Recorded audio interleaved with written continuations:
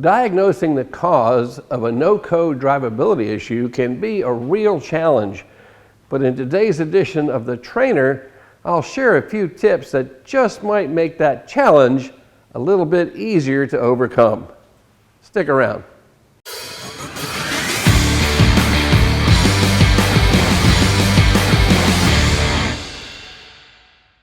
This edition of The Trainer is brought to you by Autel.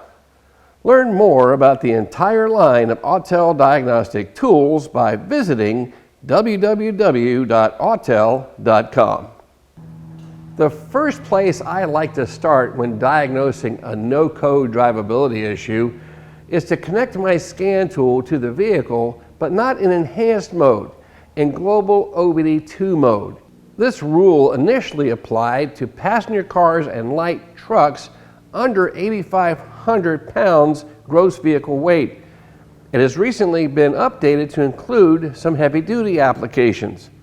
Regardless, what it means for me is, no matter what the nameplate is on the vehicle, I can fix it if it involves anything that does or may illuminate the check engine light. In addition, there are 10 modes available to us in global OBD2, all of which are very beneficial when troubleshooting any type of drivability concern. Now, the very first place that we want to start our search is with mode 3. Mode 3 is where you'll find the codes that turned on the check engine light.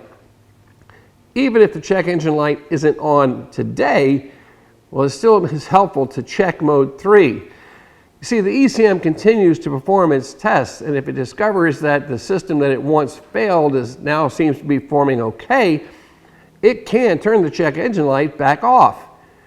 Even so, the code that caused the initial problem will still be there for a while longer. So always check mode 3, regardless of whether or not the check engine light is illuminated. If I do find a code in mode 3, I'm going to take a slight detour and pull up freeze frame data. Freeze frame data is a snapshot of the operating conditions the vehicle was under when the problem occurred. Now, if you're diagnosing any kind of drivability issue or a hard code for misfire or fuel trim, you need to know what those conditions were so that you can duplicate them and make sure that you have repaired the problem. If I didn't find anything in mode 3, my next stop is mode 7. Mode 7 is home to the pending codes, or the first failure of a 2-trip code. These are codes that the ECM has detected a potential issue with, but has not yet pulled the trigger and turned the check engine light on. It's kind of just keep an eye on things for a while. Even if you do have a code in mode 3, don't forget to check mode 7 because it can provide you with a lot of great information and maybe even point you in the direction that you need to go in to make an effective repair. And after mode 7, my last stop in terms of looking for actual code data is mode 10. Mode 10 is kind of unique in that codes that you see there can't be cleared using the scan tool or by disconnecting the battery. The only thing that can clear the codes in mode 10 is the ECM itself. This kind of drives a point home that your real customer when it comes to dealing with any kind of drivability or DTC concern is the ECM. If your repair doesn't meet the requirements of the test that it's going to perform on that system, well, that check engine light and that DTC are going to come right back again. Even if I don't find any codes in any of these 3 sections on the global OBD2 tool, I'm not done with it quite yet. My next stop is mode 6. And without going into a whole lot of detail, mode 6 is where you'll find all the individual test results that the ECM is running on its various systems. And this can be very helpful in several areas. It can help you validate your repair. It can also help you pinpoint systems that may be close to setting a code, but not quite there yet. Another benefit is that on any vehicle made with CAN as the network, you'll actually find misfire test results here as well. Just look for the test IDs that start with A2. You'll see them when you look at them. It'll give you an exponential weighted moving average and then an actual count per cylinder, A2, A3, A4, and so forth. So maybe you have that misfire you can feel in the seat of your pants and the ECM isn't setting a code for it. Go to mode 6 to help you isolate the problem cylinder. And understanding mode 6 need not be complicated. Each test have parameters that are set by the engineers, and the ECM isn't going to set a code unless those parameters are exceeded. Each test is going to have 3 elements that you want to take a look at. The first is the test value, the actual test result. And then the second are the minimum and or maximum parameters that are set in the ECM. Pay attention to how close your test value is to either or. If both are listed, you'd like to see the test result somewhere in the middle, kind of like splitting the uprights when the kicker kicks a field goal. If there's only one value listed, you want to see the test value away from that number. The closer it is to the value, the closer it is to failing.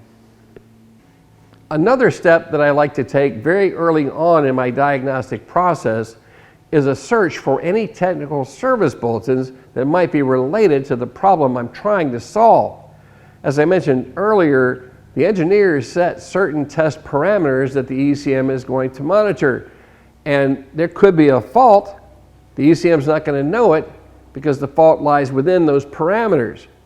Or you could have a code set when there's nothing wrong because the parameters are too restrictive. When these instances are noted by the factories, they will typically issue a TSB that will call for a reprogramming or a reflash of the computer or module that's being affected, in this case the ECM. Another thing that I want to check is the theory and operation of how the systems that I'm working on function, especially now with vehicles using such a variety of systems that are coming into your shop. You can find a lot of help with this using the Autel Intelligent Diagnostics function on the Autel scan tool. When it's time to actually start digging in and diagnosing the problem, the first thing that I like to remind myself is that everything under the hood is a suspect. Never assume that a component or a system can't be contributing to the problem that you're trying to diagnose, because in the end, that's exactly where you're going to find the problem. Always remember what Sir Arthur Conan Doyle, the author of the Sherlock Holmes novels, when he wrote, "When you have eliminated the impossible, whatever remains, however improbable, must be the truth." So my personal approach to troubleshooting is really quite simple. I want to perform a series of generalized tests so I can eliminate as many of these suspects as possible. And then finally, when I get down to just a few remaining possibilities, I'll start pinpoint testing to isolate the individual cause and make the needed correction. And it helps to remember that there are really only 4 things that can make an engine run poorly. The first is an engine mechanical problem. It can't seal the combustion chamber or compress the air-fuel mixture. The second is the engine's ability to breathe or its volumetric efficiency. If it can't get the air in or get the air back out again, it's not going to run the way it's supposed to. And third is the ignition system. Is the ignition system delivering a good, strong spark consistently and at the right time? And finally, fuel. That's a biggie and can be one of the most challenging to diagnose. Fuel means everything from the fuel pump to the fuel injectors. Is the system able to deliver the right quantity of fuel at the right time and in a good spray pattern? The Autel MS919 that I'm using today is more than just a scan tool. It's a diagnostic tool that combines the top 3 tools that I'll typically use when performing a diagnosis: a scan tool, a multimeter, and a digital storage oscilloscope. And it's all in one platform.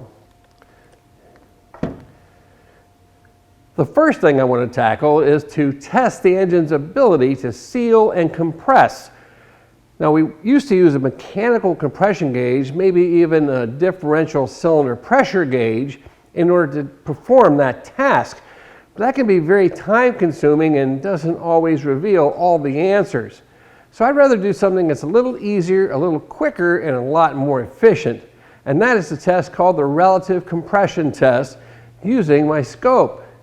Now, the relative compression test goes by the idea that a good, healthy cylinder is going to cause a higher starter current draw as it moves up through TDC on the compression stroke. If it's a weak cylinder, well, it won't take quite so much. And that variance I can see on my scope. Now, as you can use the voltage pattern alone, looking at voltage drop, but I always believe that the amperage pattern is a little cleaner to understand and a little easier to use for techs who are still kind of getting used to this testing method. Is it worth it? Well, Toyota and Ford think so. They've incorporated the test into their factory scan tools. So if you have a Toyota or Ford that you're working on, check the enhanced mode to see if that test is already there. If so, it's going to make it even that much easier to perform the test. If not, we'll use our scope module and we'll start by grabbing something called a high amp current probe that looks like this. Now, every current probe typically has some type of range selection on the tool. This one is 1 millivolt is equal to 100 milliamps, or 1 millivolt equals 1 amp. You see, all this tool does is react to the magnetic field created around the conductor when current is flowing. It converts that to a voltage output that my scope can read and understand and display on the screen. So I'm going to go ahead and select the 1 millivolt equals 1 amp selection, and then we're going to place it around the battery cable. Now I'm going to use the ground side cable. It really doesn't matter which one that you go to. Don't forget to zero the amp probe. It really isn't that critical on this particular test because I'm really not concerned about the amount of current. I'm going to look at the variance in current. And then I'm going to connect the other end to my scope here on channel A. You'll find the scope selection on the main menu of the Autel tool under measurement. From there we choose oscilloscope. Now I'm not going to go into a lot of detail of setting up a scope, but I am going to talk about the parameters specifically for the tests that we're doing today. And the first thing we're doing is setting up the amperage scaling for channel A. So the first thing I want to do is open up that menu and I'm going to select probe setting. And you can see that we have a number of probes that are already listed, including the one I want to use, the 650 amp current clamp on the 1 millivolt equals 1 amp range. So we'll select that.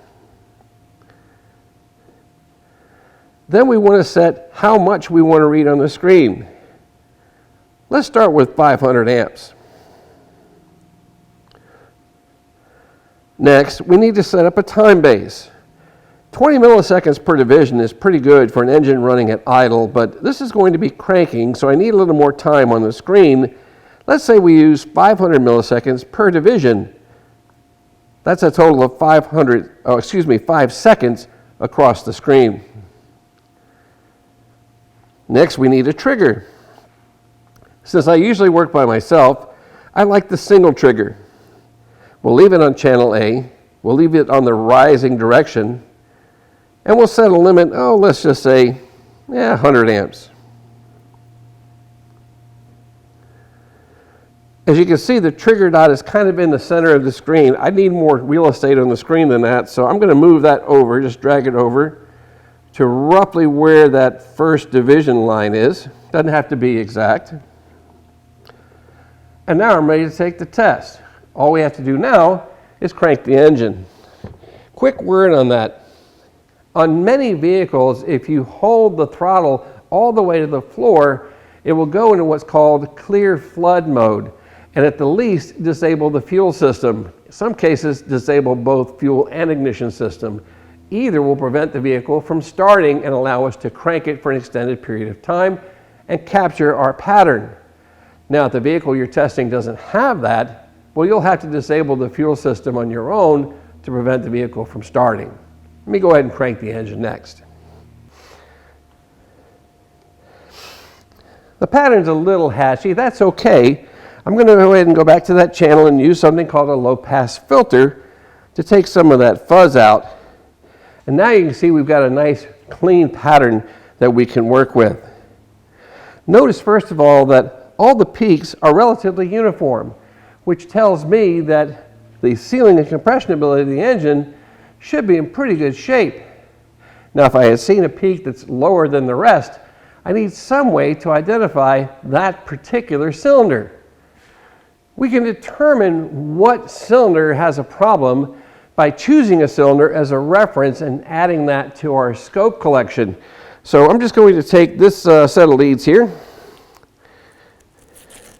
and we're going to attach that to our scope to channel B. Yes, I always tend to get a little bit tangled up there. All right, so there's channel B connected. And now, I'm going to challenge you with something here. Whether you're talking about your voltmeter or your scope, we tend to think of the black lead as the negative lead or ground lead, and the other lead as the positive lead, whether it's red or green. I want to challenge you with something here. Voltage is a measure of the potential between these 2 points. So instead of thinking this as a negative lead, think of the black as your reference lead. And we're going to go ahead and connect that first to the negative post of the battery.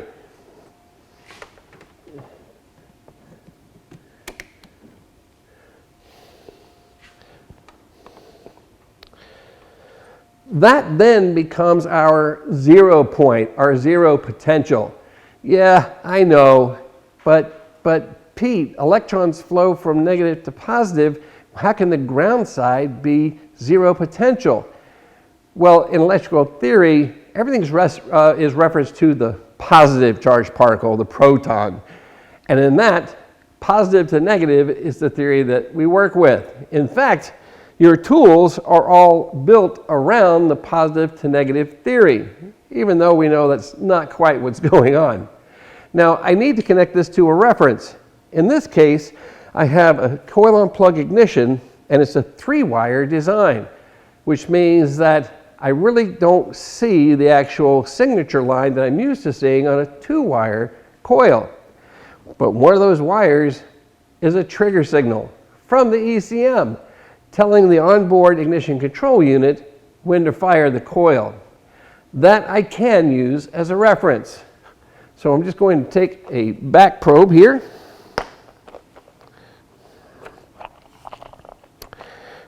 And we'll stick with green.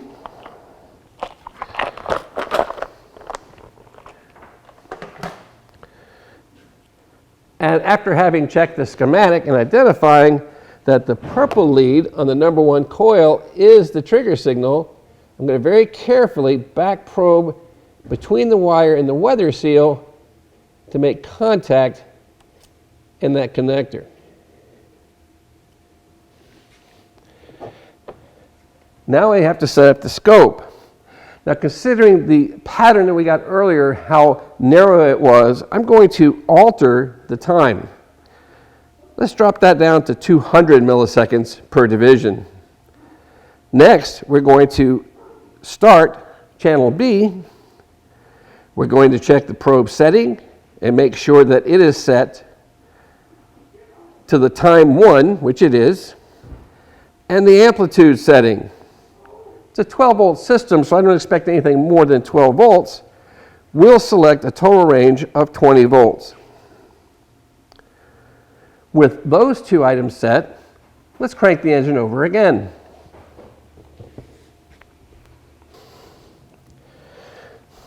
All right, so now we've got our pattern captured. Again, we have a little bit of fuzz in there. That's okay. We'll do just like we did before. We'll go to channel B, apply that low-pass filter. And now you can see very clearly the command from the ECM and when it's occurring.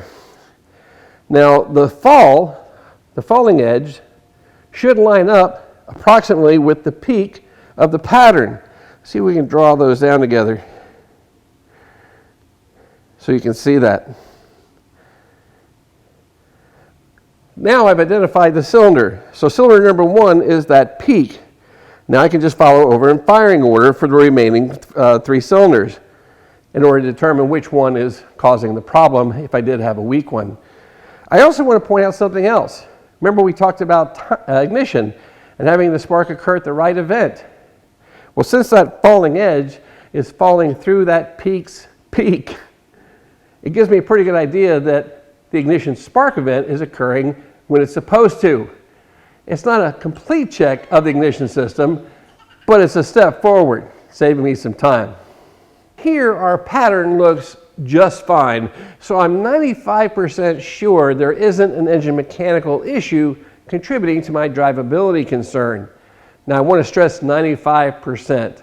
There are some instances that you can have an intermittent sealing of the combustion chamber, especially on GDI engines. Carbon buildup can cause these types of issues. And you're not always going to catch that with a relative compression test.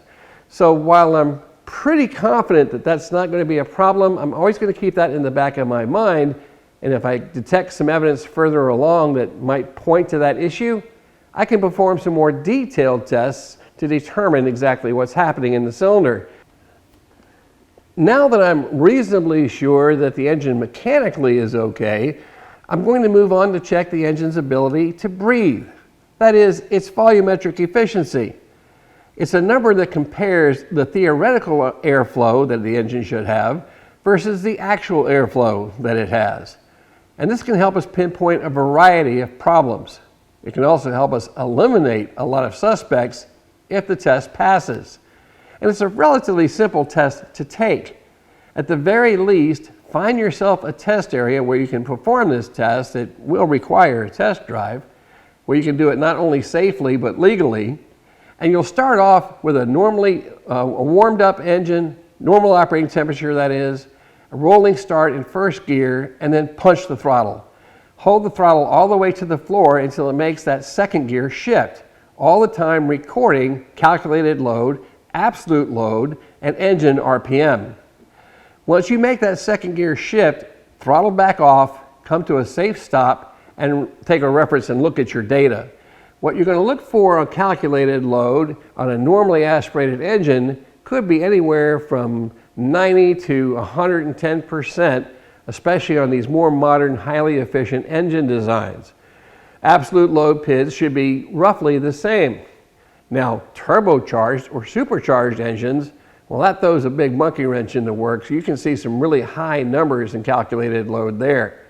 Absolute load, though, is going to be a correct reflection of what the engine's overall efficiency is. Now, both are close, but not exactly on the money.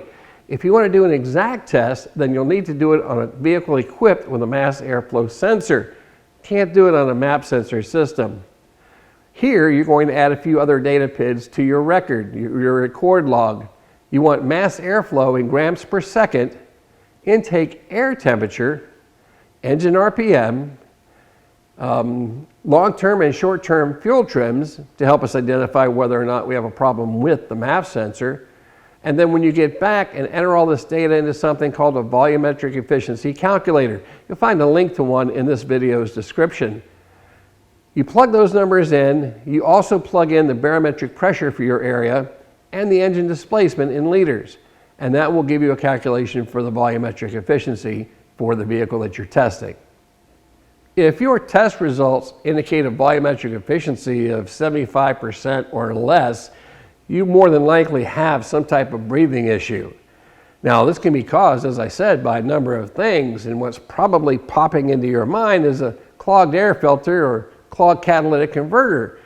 And while both of these things can absolutely affect volumetric efficiency, don't forget that so can excessive carbon buildup, a VVT system that's not operating properly, a worn cam lobe that's not allowing the intake or exhaust valve to open on time or fully open to begin with.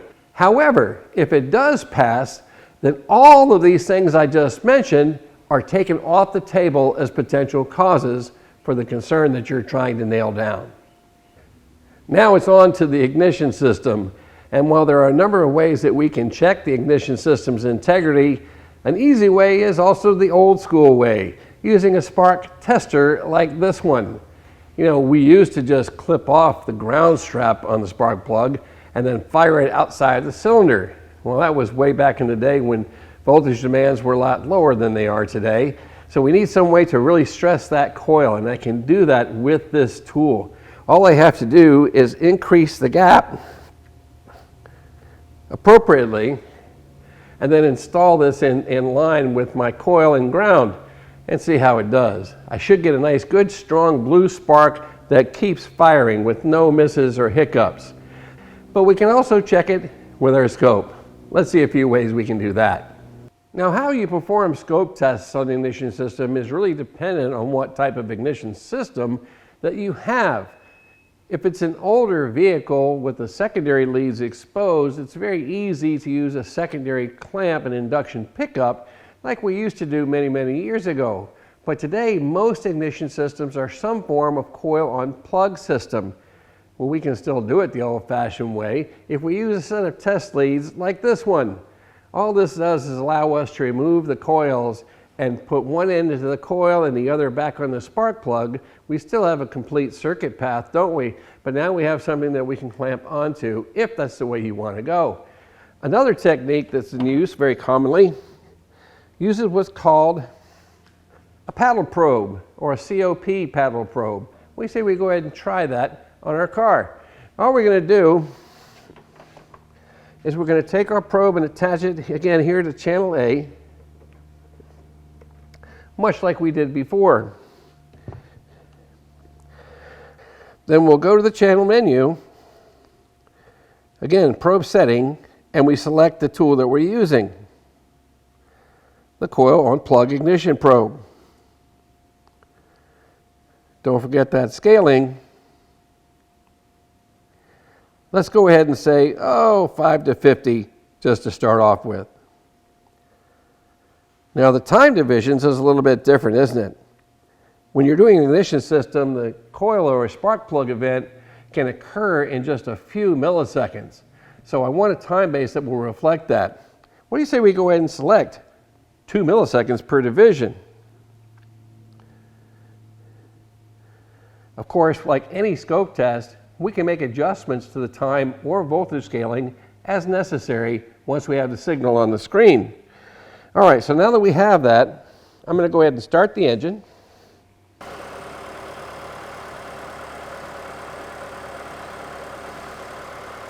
Now let's see if we can add a trigger to give us something a little bit steadier.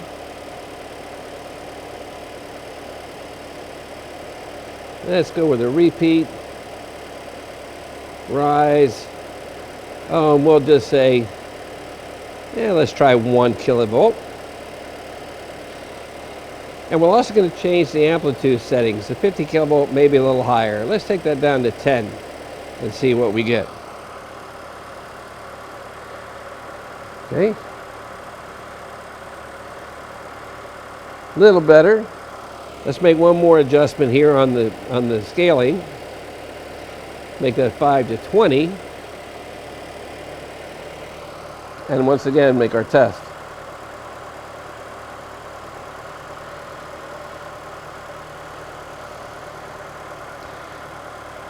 And we can compare coil to coil.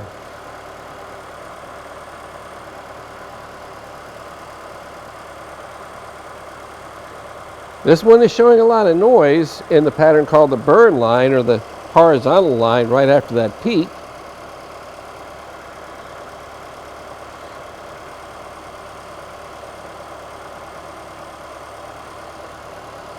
Again, we'll just go right down the line.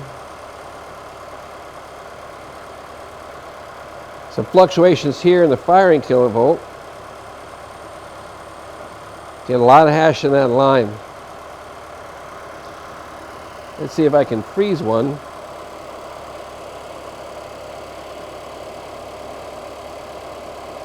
So we can talk about it. Let's get a good one there. Starting from left to right on the scope screen, we're starting off with, let's say roughly 12 volts or so, and then we're bringing that down. So that's where we see the turn on of the windings in the coil itself. Now there's a slight curve to that. Could indicate a problem, or it may just be mimicking the resistance buildup that occurs as the coil becomes saturated. Probably would want to throw a low current clamp on this system to take a closer look. Ignition, we saw the ignition firing event, the long vertical line, that varied quite a bit. That could be indicative of an issue. But here, what's getting me is all the noise that's occurring in that solid, straight line across. That can be a problem. That could indicate a potential issue with excessive carbon buildup and intermittent sealing. It's something that is indicative of something called turbulence. So if there is a small leak in the cylinder, typically again from high carbon on the buildup on a valve, it may seal some of the time, may not seal some of the other times. And when that occurs, that little teeny window of leakage that makes itself present gives those highly compressed gases a place to escape, and they'll try to get through that teeny little opening. And as they do, it causes a huge swirl inside the combustion chamber that literally blows and bends that ignition event, that spark event, between the ground strap and the center electrode. You can see it when you take a coil out, plug out and ground it to the cylinder head, and then just kind of blow on it a little bit, very lightly with some compressed air. And you can see that spark plug firing event will actually move outward from the ground strap and center electrode. It'll actually kind of bend outward and go back straight again, and just do all kinds of weird things. And that's what you're seeing, or what you could be seeing here. As that fluctuates, that it's almost like changing the spark plug gap several times over the course of a few milliseconds. That changes the resistance, that changes the voltage requirement. That's what you see in the burn line there. Again, the idea of this initial process is to start to weed down the list of suspects.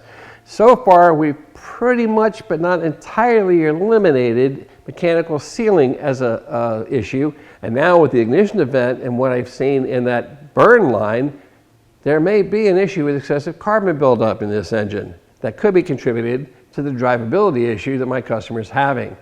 Now again, the volumetric efficiency test is also a way to lean towards whether you have a breathing issue, which could be caused by excessive carbon buildup. Now we have one more system to check into before we can entirely rule out or narrow down that final list and begin our pinpoint tests. And that's the fuel system. Let's move on to that one now. Before I get too deep into the fuel system, let me throw this out there for your consideration.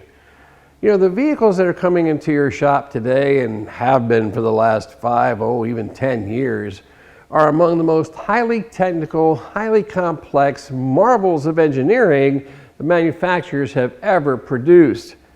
When I first started in this business way back when, you could be close but not right on the money and still be okay in your repair. Today, my friends, that is not the case.